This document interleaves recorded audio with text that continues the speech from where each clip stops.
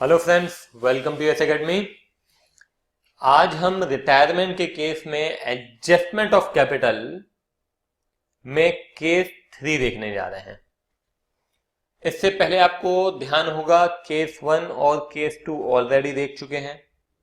ठीक है, यहां पे चाहे वो केस 1, केस 2, केस 3 हो, सब में जो हमारा प्राइमरी फोकस होना चाहिए वो होना चाहिए टोटल कैपिटल पे, total capital of new firm पे। ठीक है, हमको कैसे भी करके total capital of new firm मिल जाए तो हमारा काम बन जाएगा, बिल्कुल आसान हो जाता है। ठीक है, तो आपका पूरा ध्यान इस चीज पे होना चाहिए कि we want total capital of new firm, and once we get the total capital of new firm we have to divide that capital, we have to divide that capital in the new PSR of continuing partners, है ना, यही करते हैं basically. तो जैसे कि आपको ध्यान होगा केस 1 में आपको कैपिटल दिया रहता है क्वेश्चन के अंदर, तो इट इज वेरी सिंपल। जो आपको कैपिटल दिया हुआ है, नया कैपिटल नई फर्म का,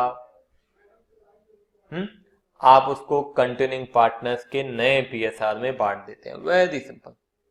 ठीक है, और बांटने के बाद टू बैलेंस कैरिड डाउन में लिख देते हैं। ठीक है, उसके बाद बैलेंसिंग होती है और बैलेंसिंग में जो फिगर आता है वो टू कैश या बाय कैश में लिखा जाता है। दूसरा केस, आपको कैपिटल नहीं दिया हुआ है, तो जब कैपिटल नहीं दिया हुआ है तो हमको क्या चाहिए, हमको तो टोटल कैपिटल चाहिए। तो वहां पे दो केसेस होते हैं। पहला केस होता है जिसमें कि हम जो कंटिन्यूइंग पार्टनर्स हैं उनका एडजस्टेड कैपिटल जोड़ के जो अमाउंट आता है उसी को total capital of new firm मानते हैं। Is it clear? ठीक है ना, कंटिन्यूइंग पार्टनर्स का एडजस्टेड कैपिटल जोड़ दिया तो जो आंसर आया that is your total capital of new firm.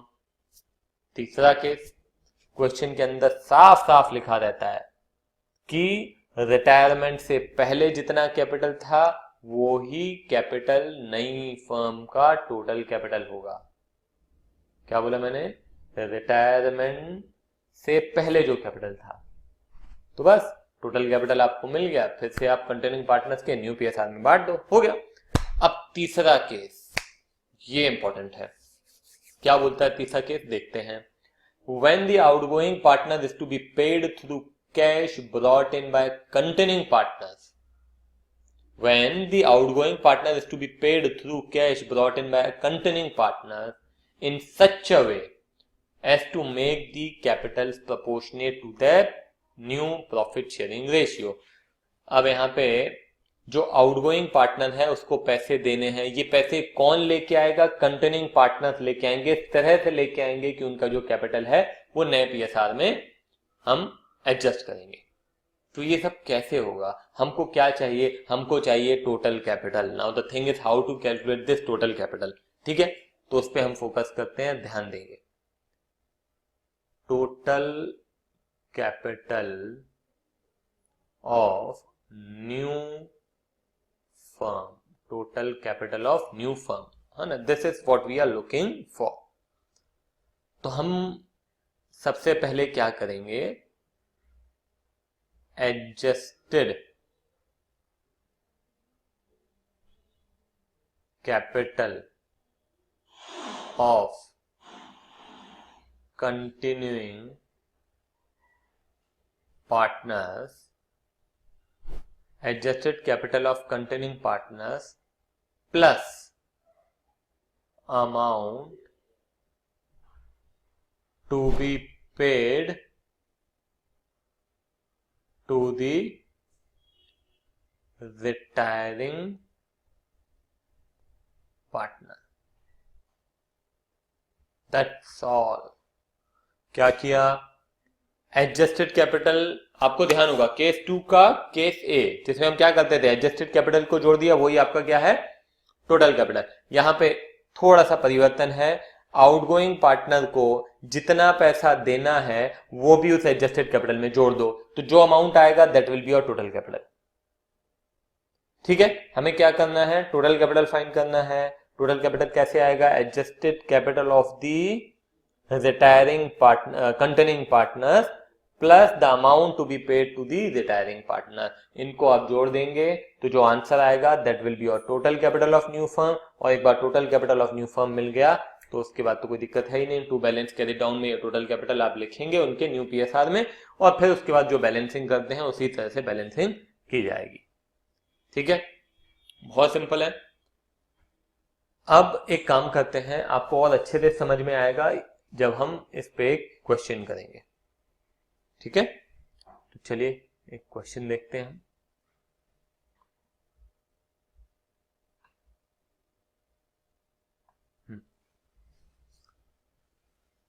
देखिए क्या बोलता है question,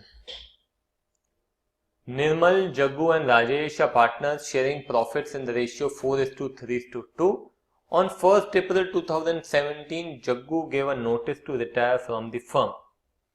Nirmal and Rajesh decided to share future profits in the ratio of 1:1. The capital account of Nirmal and Rajesh after all adjustments showed a balance of 43,000 and 80,500. तो आपको adjusted capital तो दिया हुआ है, निर्मल और राजेश दोनों का एडजस्टेड कैपिटल दिया हुआ है ना। थर्ड केस में क्या करना है, adjusted capital of the containing partners plus the amount to be paid to the retiring partner, बस इन दोनों को जोड़ दिया, जो अमाउंट आएगा that will be the total capital. ठीक है, तो यहाँ 43 plus 8500 that is adjusted capital of containing partners.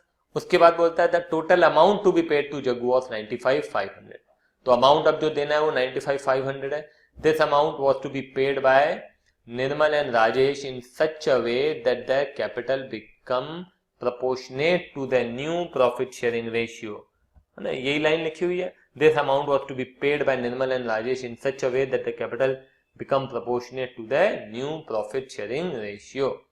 तो अब क्या करेंगे हम यहाँ पे 43,000 प्लस 80,500 और प्लस 95,500 इसको जोड़िए, कितना आता है, 43,000 प्लस 80,500 प्लस 95,500, तो ये आ जाता है 2,19,000. Now this is your total capital. Now total capital will be divided in which ratio, new ratio of containing partners. तो एक काम करते हैं, 2,19,000 को हम 1:1 में बांटते हैं, तो 1:1 में चलिए बांटते हैं, तो ये हो जाएगा 1,09,500, ठीक है, और 1,09,500। तो जब आप लिखेंगे अकाउंट बनाएंगे तो आप लिखेंगे टू बैलेंस कैरी डाउन, ठीक है, इनके अकाउंट में आप कितना कितना लिखेंगे, 1,09,500, 1,09,500 इस तरीके से लिखेंगे और फिर बैलेंसिंग करेंगे, है ना। तो अभी ऐसे देख लो, अभी समझ में आ जाएगा। इनका कैपिटल कितना है, 43,000 है और इसका कैपिटल है 80,500, ठीक है। मगर इनका कैपिटल होना कितना चाहिए, इनका कैपिटल होना चाहिए 1,09,500 एंड 1,09,500, ठीक है। तो हम एक काम करेंगे, इतना होना चाहिए 1,09,500 और है 43,000, इसका भी 1,09,500 है होना चाहिए और है 80,500, तो इसको माइनस कर देते हैं, तो इस हिसाब से इसको और अमाउंट लाना पड़ेगा, तो इसको लाना पड़ेगा 66,500 और इसको लाना पड़ेगा 29,000, दोनों को लाना पड़ेगा, इसको 66,500, इसको 29,000, ठीक है। निर्मल और राजेश, तो एंट्री क्या हो जाएगी, एंट्री हो जाएगी कैश अकाउंट डेबिट ये दोनों लेके आ जाएंगे 95,500 टू निर्मल 66,500 और टू राजेश 29,000। ठीक है, समझ में आया? सिंपल है, बहुत सिंपल है, क्लियर है ये, है ना? तो इसको पहले अच्छे से आप कर लें, समझ लें, फिर हम अगले क्वेश्चन में, इसलिए इस लेक्चर को मैं यहीं खत्म करता हूँ, बिल्कुल शॉर्ट रखा है ताकि आपको अच्छे से एक बात समझ में आ जाए। फिर इसके बाद हम अगले लेक्चर में हम एक बड़ा सा क्वेश्चन कवर करेंगे। ठीक है, चलिए यहीं पे इसको खत्म करते हैं। Bye bye.